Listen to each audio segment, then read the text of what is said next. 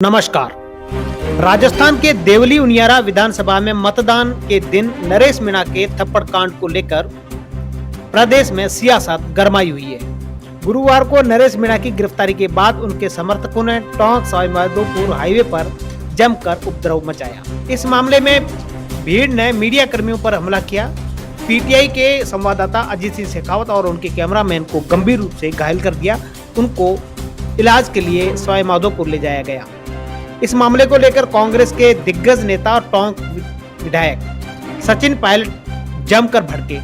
उन्होंने घटना की निंदा करते हुए लोगों के खिलाफ सख्त कार्रवाई करने की मांग की। इस मामले को लेकर पूर्व मुख्यमंत्री अशोक गहलोत ने भी सरकार पर निशाना साधा। सचिन पायलट ने कहा कि ऐसा रवैया सरकार का बिल्कुल गलत है। बर्बरता पूर्वक गांव में घुस करके जनता को, महिलाओं को, बुजुर्गों को, बच्चों को पीटा है। सरकार को जिम्मेदारी लेनी चाहिए और दोषियों के खिलाफ कार्रवाई करनी चाहिए। पहले राजस्थान के अंदर मतदान के दौरान जो घटनाक्रम हुआ और उसके बाद जो रवैया रहा सरकार का, मैं समझता हूँ वो इस बात को दिखाता है कि सरकार का नियंत्रण नहीं है।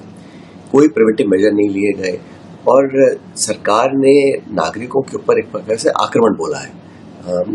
गांव में घुसकर लेडीज को, महिलाओं को, बच्चियों को, बुजुर्गों को इस बर्बरता से जो मारा गया है वो सरकार का एक चेहरा दिखाता है।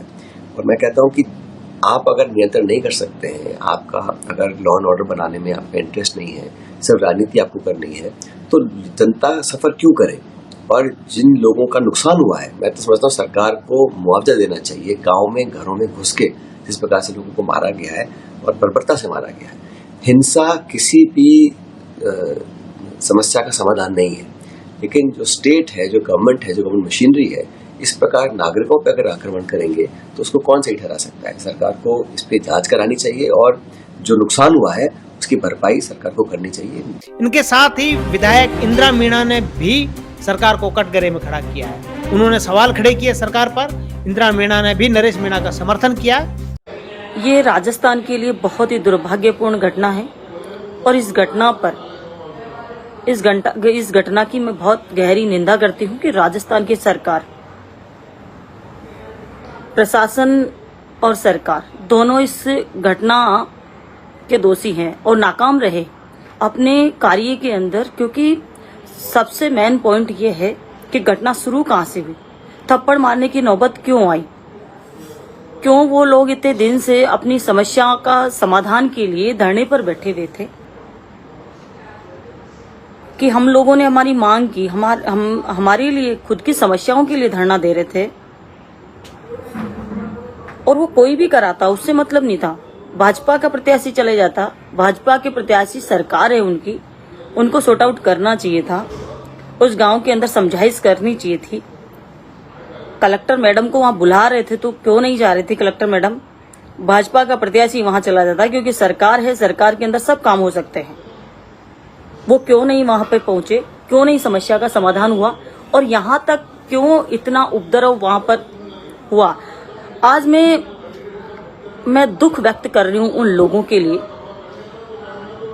जिनके घर जला दिए गए। एक महिला सुबह कह रही थी कि हमको घरों से निकालकर खाना खाते हुए लोगों को बाहर निकालकर मारा जा रहा है, पीटा जा रहा है। पुलिस के द्वारा उनकी मोटरसाइकिल जलाई जा रही है, पुलिस के द्वारा उनके साधन जो भी खड़े थे वहां पे घर के अंदर उनको जलाया गया है। उस महिला का बयान है। एक बुजुर्ग व्यक्ति कह रहा है कि हम शाम के टाइम खाना खा रहे थे, मेरी बकरी बांध रहा था दूसरी जगह, आते ही पुलिस ने हमारे ऊपर डंडे बरसाना शुरू कर दिया। इसके अलावा इसकी पहले बात करें रविंद्र सिंह भाटी, जो शिव से विधायक है, निर्दलीय विधायक, उन्होंने भी नरेश मीणा का समर्थन किया है। इसके अलावा करणी सेना के राष्ट्रीय अध्यक्ष महिपाल सिंह मकराना ने भी नरेश मीणा का समर्थन कर चुके हैं। यानी कई नेता, करीब आधे दर्जन नेता नरेश मीणा के समर्थन में उतर आए हैं। अशोक गहलोत ने भी बयान दिया है। उसके अलावा इंदिरा मीणा ने मुख्यमंत्री को पत्र भी लिखा है और दोषियों के खिलाफ कार्रवाई करने की मांग की है। राजस्थान प्रशासनिक सेवा परिषद ने जो मांग रखी है, सरकार को चिट्ठी लिखी है, मुख्यमंत्री के नाम उन्होंने पत्र लिखा है। उसमें आरएएस एसोसिएशन ने मुख्यमंत्री को पत्र लिख करके एसडीएम को, अतिरिक्त जिला कलेक्टर को गनमैन देने की मांग की है और उसके साथ ही उन्होंने तमाम मांगों को लेकर के सरकार को चिट्ठी लिखी है, कार्रवाई करने की मांग की है। उधर अगर नेताओं की बात करें तो करीब आधा दर्जन नेताओं ने नरेश मीणा के समर्थन में अपना बयान जारी किया है और दोषियों के खिलाफ कार्रवाई की मांग की है। उन्होंने ये भी कहा है कि ग्रामीणों के साथ बर्बरता की गई है। वहीं टोंक के जिला कलेक्टर का भी बयान सामने आया। उन्होंने कहा कि जब ये घटना हो रही थी उस वक्त नरेश मीणा को करीब 6 से 7 फोन किए थे, लेकिन उन्होंने कॉल रिसीव नहीं किया था। उधर नरेश मीणा का ये आरोप है कि कलेक्टर को बुलाया गया था लेकिन कलेक्टर नहीं आई थी। रविंद्र सिंह भाटी ने क्या कहा इसको लेकर के बता दें।